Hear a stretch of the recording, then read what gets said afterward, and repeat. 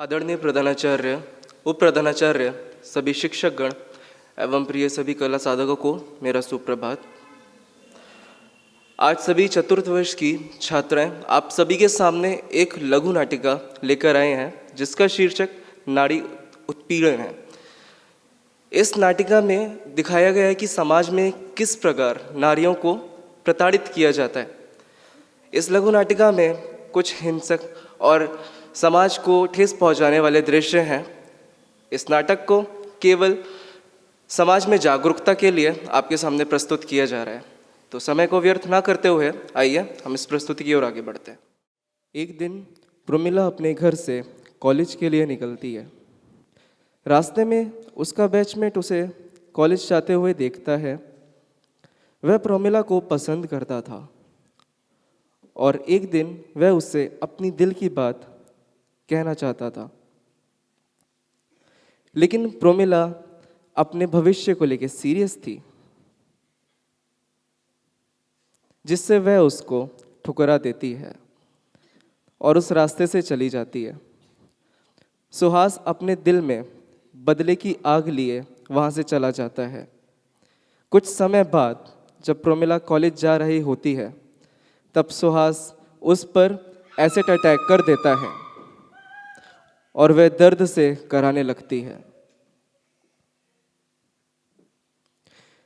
कभी कभी व्यक्ति अपने ईगो के कारण अपने दिमाग का संतुलन खो बैठता है और वह नहीं समझ पाता कि क्या सही है और क्या गलत। वह तो अपने स्वार्थ के लिए दूसरों की जिंदगी बर्बाद कर देता है। कुछ ऐसा ही रात का समय था जब डॉक्टर दीपिका अपने अस्पताल में काम कर रही थी। वह काम करते करते थक जाती है और थोड़ा समय आराम करने के लिए एक रूम में जाती है, जहां अचानक से नशे में धुत एक वार्ड बॉय आता है और उसके साथ बदसलूकी करता है, जिससे वह अपने आप को बचाने की कोशिश करती है, लेकिन वो उसे अपनी दरिंदगी का शिकार बनाकर बेरहमी से उसकी हत्या कर देता है। आज भी दुनिया में कुछ भूखे भेड़िए खुलेआम अपने शिकार की तलाश लगाए बैठे हैं, चाहे वो एक 3 महीने की बच्ची ही क्यों ना हो। व्यक्ति अपनी दरिंदगी की रेखा को इस प्रकार पार कर चुका है, वह इंसानियत की मर्यादा को भूल चुका है। समाज आज भी ऊंच नीच, भेदभाव, जाति दहेज की भावना रखता है। ऐसी ही घटना में मोनिका के पिता उसकी शादी एक अच्छे बड़े घर के परिवार से कराते हैं, परंतु उसका परिवार दहेज की मांग अक्सर मोनिका से करता था।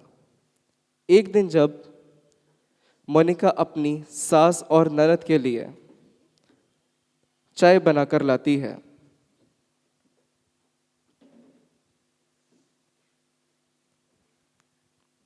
तब उसकी ननद उससे और ज्यादा दहेज की मांग करती है।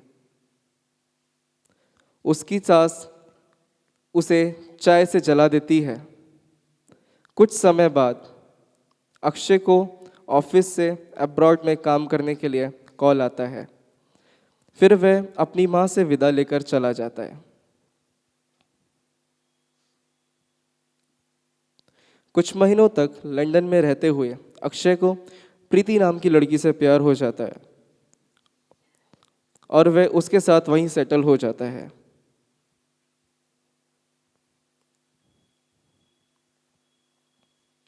अक्षय की पत्नी मोनिका गर्भवती थी। अक्षय की पत्नी का घर छोड़ने का कारण एवं उसको त्यागने का कारण उसकी सास मोनिका को ही दोषी ठहराती थी और उसे कम दहेज देने के कारण बहुत प्रताड़ित किया जाता था। वह उसे तब तक मारते जब तक वह मर नहीं जाती।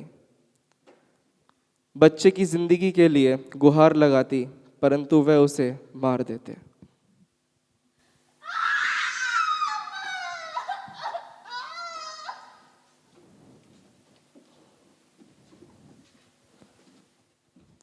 दहेज की वेदी पर आज भी कितनी ही बेटियों को भेंट चढ़ा दिया जाता है। दहेज की मांग केवल अपराध नहीं बल्कि मानवता का अपमान है। बेटे के लिए महंगे स्कूल और बेटी के लिए हाथ में झाड़ू बर्तन, यही भेदभाव उनके सपनों की हत्या कर नारी के अधिकारों को छीन लेता है। कुछ इसी प्रकार एक परिवार में माता पिता, बेटे और बेटी थे। बेटी अक्सर घर के कामों में व्यस्त रहती और उनका बेटा दिन भर फोन में वीडियो गेम खेला करता था। एक बार उसकी माँ उसे खाना खिलाती है, लेकिन वह खाना पीना छोड़कर फोन में लगा रहता। उसकी बेटी अपनी माँ से खाना मांगती है, लेकिन उसकी माँ उसे पहले घर के काम करने को बोलती है और वह वहाँ से चली जाती है।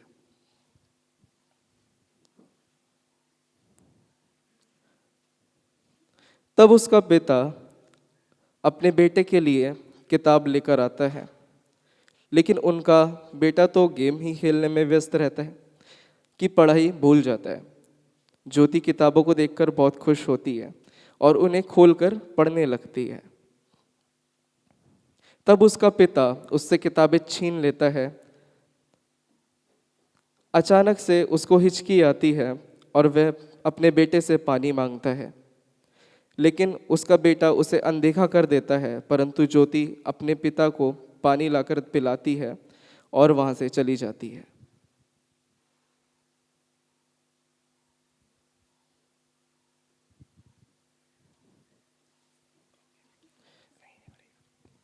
आज जो कहानी हमने आपके सामने रखी है, ये सिर्फ एक परिवार की कहानी नहीं है। यह हर उस घर की कहानी है जहां बेटी और बेटे के बीच फर्क किया जाता है। सोचिए, जब हम एक ही माँ के बच्चे हैं तो हक, सपने और इज्जत अलग अलग क्यों? आज हम सभी यहीं से एक वादा लेकर जाएं, ना सिर्फ अपनी बेटियों को बचाएंगे बल्कि उसके सपने को भी जीने देंगे। क्योंकि जब बेटी आगे बढ़ती है तो सिर्फ एक घर नहीं, पूरा समाज आगे बढ़ता है। इस संदेश के साथ अगर आपके दिल को यह कहानी छू गई है, अगर आप इस बदलाव का हिस्सा बनना चाहते हैं, तो एक जोरदार ताली के साथ इस सोच का स्वागत करिए। आप सभी स्वस्थ रहें, मस्त रहें। आज के लिए बस इतना ही। धन्यवाद।